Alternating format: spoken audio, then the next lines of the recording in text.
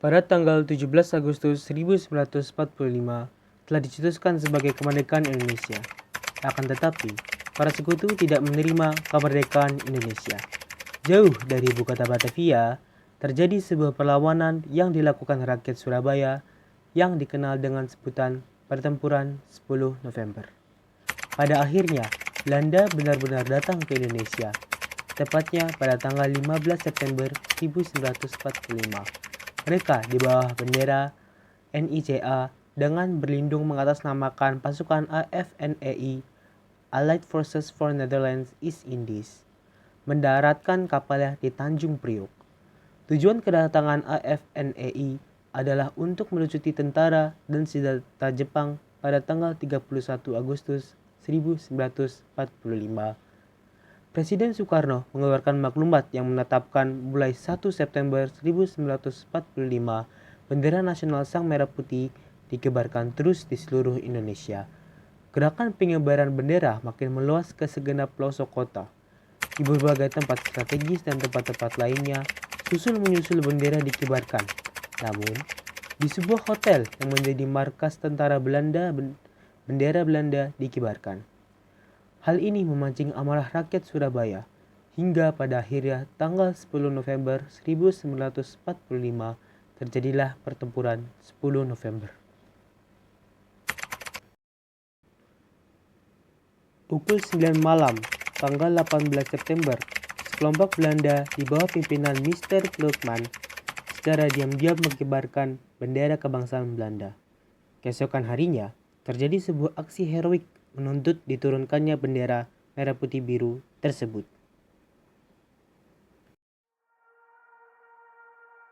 Lihatlah, Aduh, belum juga setahun mereka berulah lagi. ayo kita beritahu yang Kamu lain. yakin? Kita kan perempuan. Tak apa, lagi pula perempuan sudah dipandang. Ayo segera beritahu pada yang lain.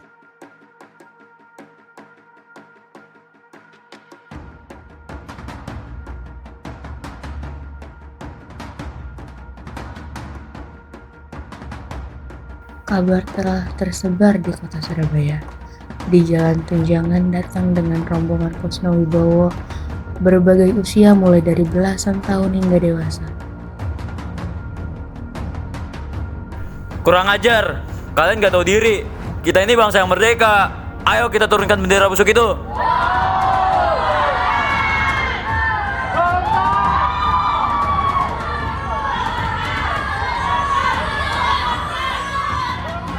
Ada apa kalian semua datang kemari? Ada apa? Kau tak lihat bendera itu? Wahai tentara laknat. Itu semua bukan urusan kalian. Lebih baik kalian pulang sana. Kalau ingin menjajah kembali sebaiknya urungkan niatmu. Sebelum kami mulai, sebaiknya kau turunkan bendera-bendera itu. Wahai tentara-tentara laknat, turunkan bendera. Turunkan bendera. Turunkan bendera. Apa kalian semua ingin mati?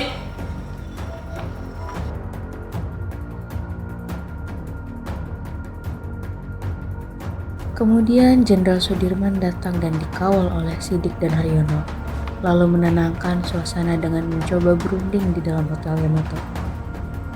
Tenang, saya akan mencoba bicara dengan mereka.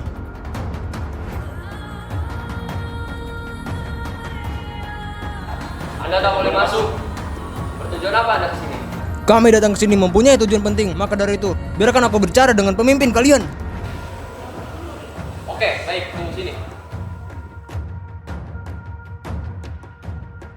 Setelah suasana menjadi tenang, rombongan Sudirman pun masuk ke dalam hotel. Sudirman dan Mr. Klootman duduk berunding. Sidik dan Haryono mengawal dari dekat, sedangkan tentara-tentara tadi menunggu di luar ruangan. Sudirman, how are you? Silakan duduk. Mau apa you datang ke sini? Kami minta agar kalian menurunkan bendera kalian itu sekarang juga. Atas dasar apa you berani minta Sudirman? Presiden Soekarno telah memerintahkan agar bendera merah putih dikibarkan di seluruh wilayah Republik Indonesia. You harus tahu kalau kami tidak mengakui you punya negara. Dasar kau biadab! Mendengar ada keributan di dalam pengawal, Klootman langsung menembak Sidik hingga tewas. Situasi memanas. Sudirman keluar dan mengobarkan tanda perlawanan untuk menurunkan bendera Belanda.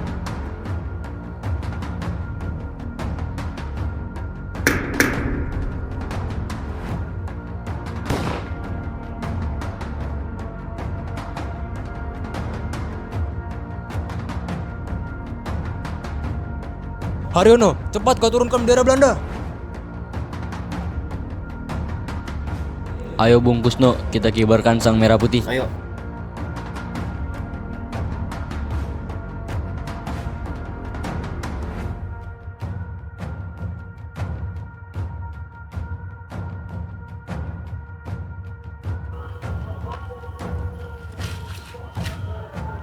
Merdeka! Merdeka! Merdeka! Sekitar 6.000 orang pasukan dikirim sekutu ke Surabaya pada tanggal 25 Oktober 1945. Awalnya mereka disambut baik, namun karena adanya tentara NICA yang ikut dalam rombongan pimpinan AWS Malabi itu, mereka mulai mendapat penolakan bahkan perlawanan.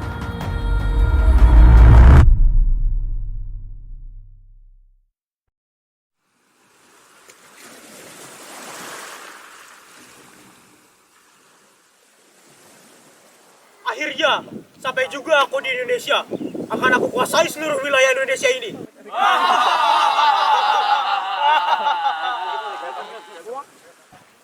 Pasukan! Siap, Jenderal! Bagaimana keadaan pasukan kita? Lapor Jenderal, pasukan siap Jenderal, tinggal menunggu perintah. Bagus, bagus. Kapten Shaw. Siap, Jenderal. Siapkan pasukanmu. Laksanakan kejutan khusus untuk mereka.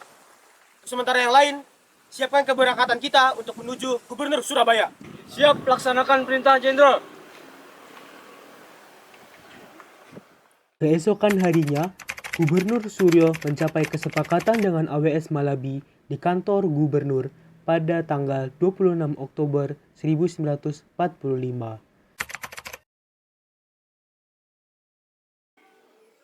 Sampaikan kedatangan kami kepada Tuan Anda.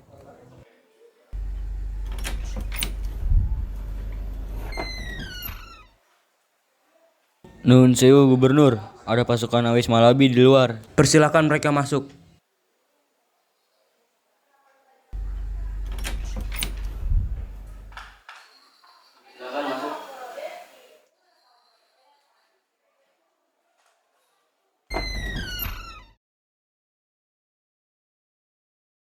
Hai Tuan Suryo, apa kabar?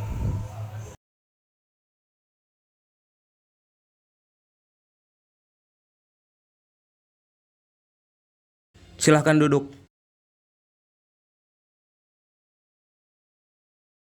Mari kita bicarakan terkait kedatangan kami ke Surabaya. Mereka pun memulai perundingan dengan hangat. Kesepakatan pun berhasil diraih kedua pihak.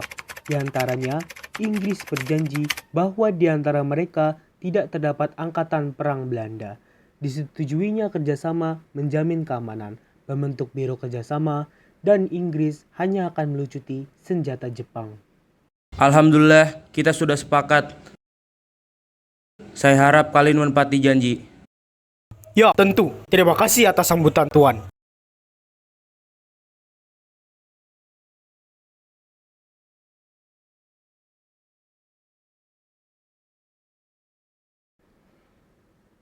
Namun, alih-alih menepati janji, pada malam harinya, pasukan Kapten Shaw di bawah perintah AWS Malabi menyerbu penjara Kali Sosok, membebaskan para tawanan perang Jepang, salah satunya Kolonel Huyer. Keesokan harinya, perang pun tidak terhindarkan.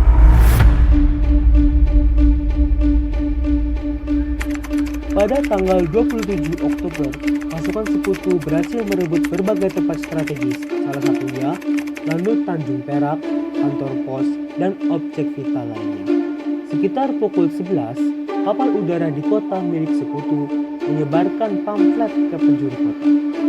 Barang siapa yang memiliki senjata dan menolak untuk menyerahkannya kepada tentara sekutu akan ditembak di tempat.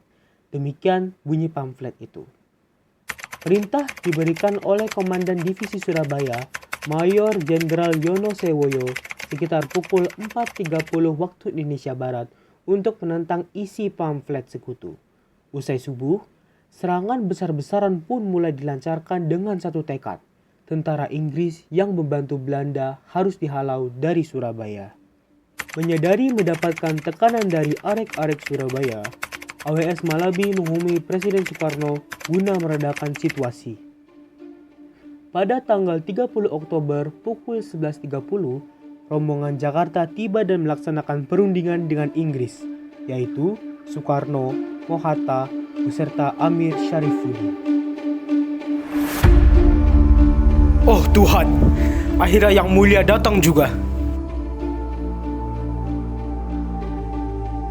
Baiklah, mari kita segera mulai perundingan.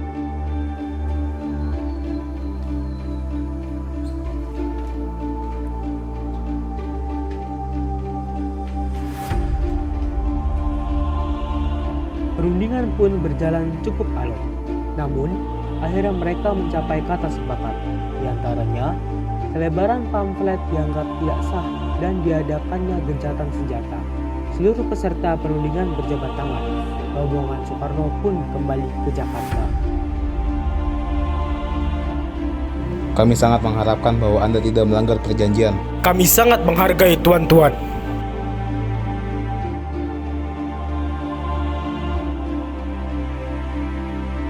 Setelah perundingan, kontak senjata di beberapa titik masih berlangsung.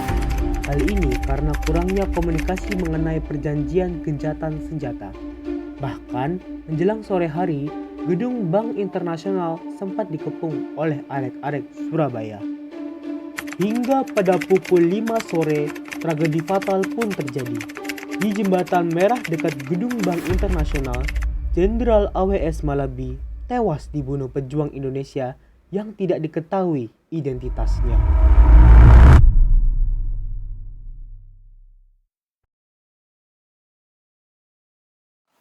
Serang! Mati kau!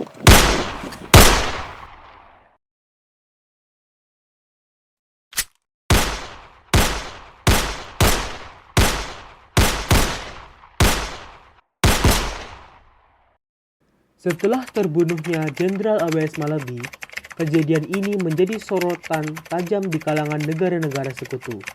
Akhirnya, kerajaan Inggris mengirim bala bantuan dan Mayor Jenderal Mansert dijadikan sebagai komandan sekutu di Surabaya menggantikan Jenderal AWS Malabi. Dan pada 9 November 1945, Mansert mengeluarkan ultimatum sebagai respon kemarahan atas terbunuhnya Jenderal AWS Malabi.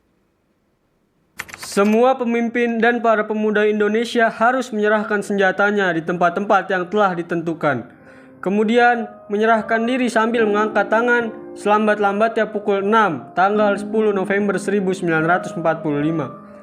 Jika sampai batas waktunya tidak menyerahkan senjata, maka Surabaya akan kami serang dari darat, laut, dan udara. Mendengar ultimatum yang dikeluarkan Mayor Jenderal Mansert ternyata tidak membuat gentar arek-arek Surabaya. Namun, dibalas dengan seruan jihad yang disampaikan Kyai Hasyim Asy'ari pada tanggal 9 November mampu menyebar hebat ke berbagai daerah di Jawa Timur dan mendorong mereka ke Surabaya dalam rangka jihad fi sabilillah. Bagi tiap-tiap orang Islam, laki-laki, perempuan, anak-anak bersenjata atau tidak yang berada dalam jarak 94 km dari Surabaya, fardu ain hukumnya untuk berperang melawan musuh untuk membela Surabaya.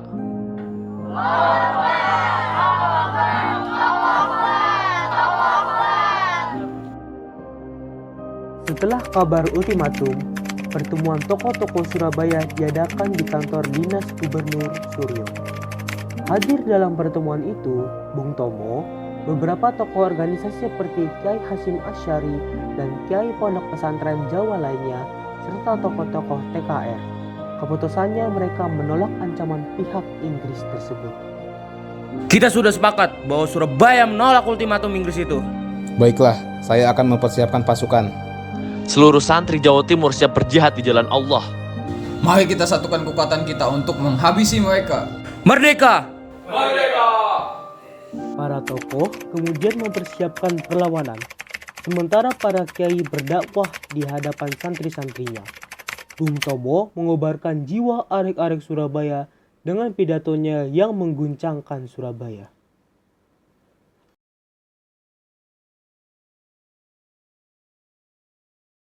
Indonesia ini adalah negeri yang dirahmati oleh Allah. Kita harus mempertahankan Surabaya dari sekutu iblis itu. Takbir!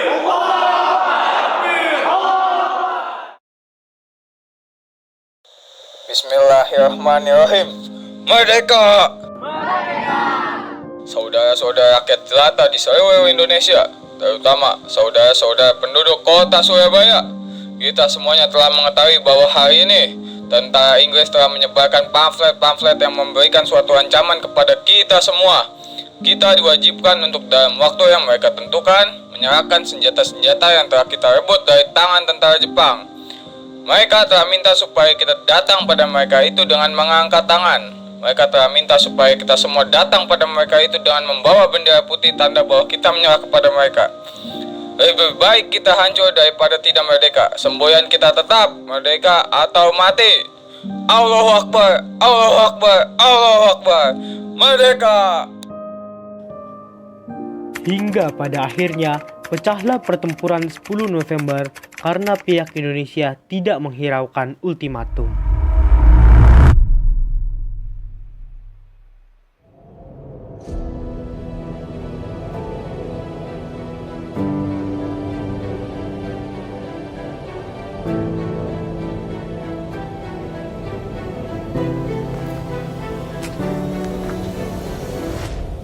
Di mana senjata mereka? Di mana? Kami tidak akan menyerahkan Surabaya kepada kalian. Langkahi dulu daerah yang berapi-api ini. Kurang ajar. Kalian akan takluk di tanganku dalam 3 hari.